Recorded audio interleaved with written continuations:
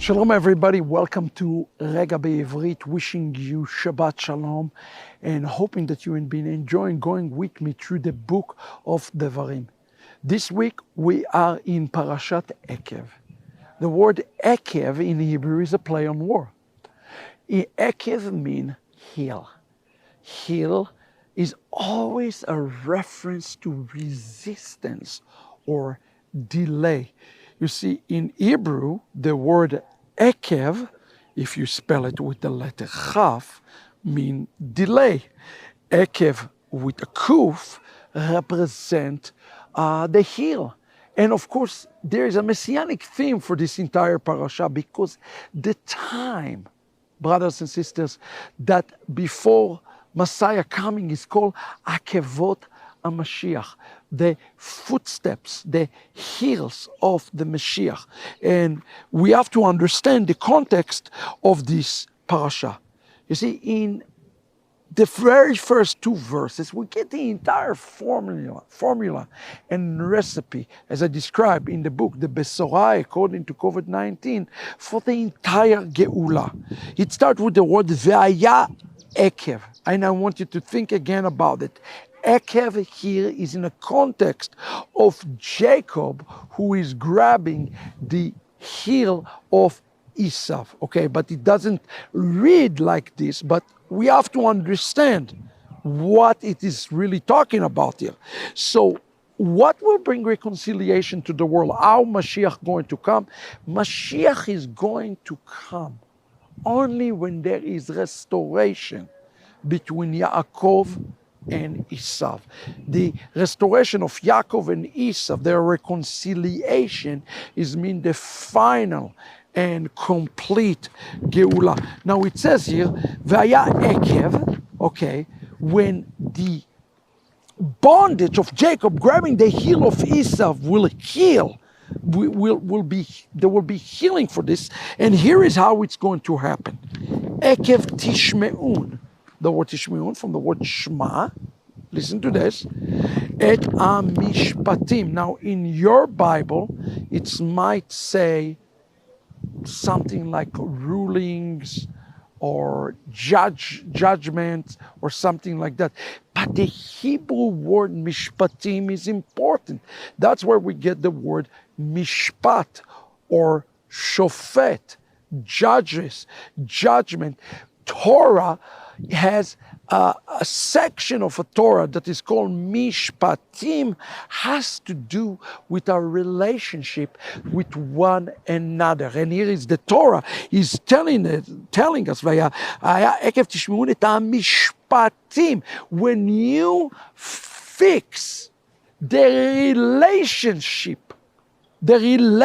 of what? Of the Ekev. Who is the Ekev? Ekev is always a reference for Yaakov and Esau.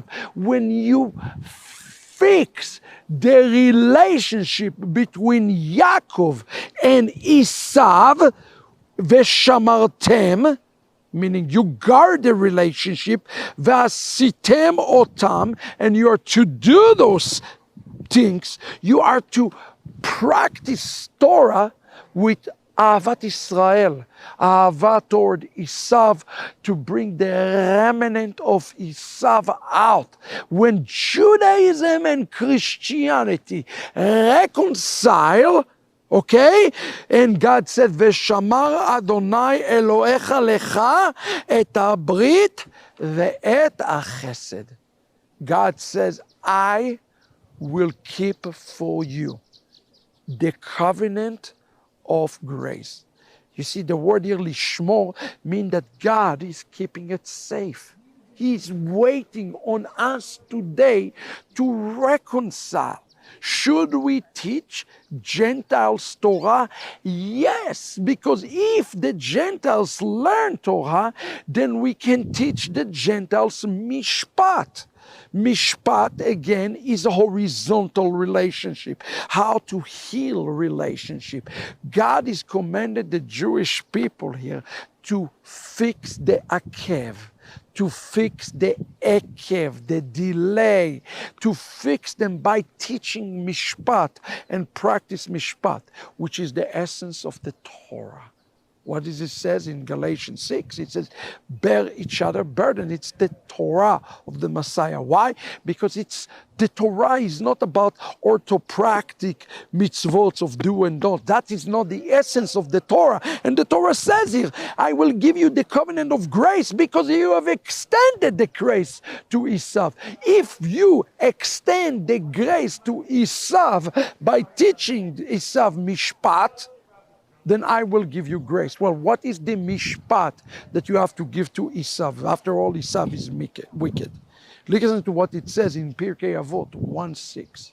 It says, in the time when you are to judge your brother, judge and Yaakov and Esav, our brother, Judaism and Christianity, our brother, judge him for the benefit of the merit.